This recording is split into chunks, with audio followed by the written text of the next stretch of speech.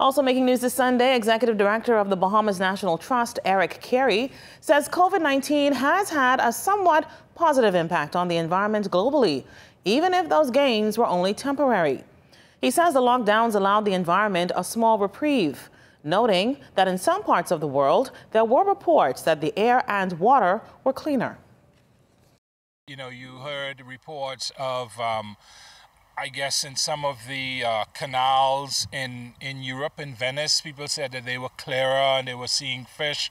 And yes, because people have obviously been on lockdown. So I would venture to say that there's probably been a temporary reprieve, but I would emphasize that it is temporary.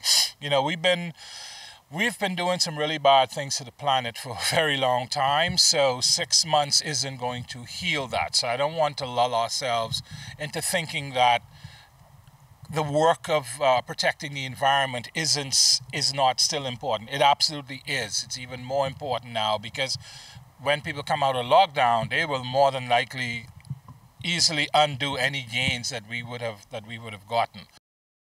Carey says the Bahamas National Trust, for its part, does advocacy and leads efforts for conservation.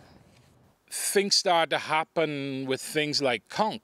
And so, hey, what are we going to do about conch? So our organization often steps up to the plate to either lead or support advocacy for endangered species or threatened species that are outside of our national park. So we've supported efforts that Brief started for Nassau grouper, as an example. We supported sea turtle conservation.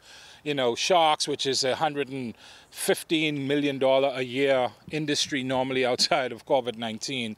You know, we advocated that our sharks would not be wiped out for shark fin fishing. So we do advocacy as well, and then we just try to create more awareness about the beauty of these islands and why we need to protect it, because we do want as many people as possible to be stewards of the environment.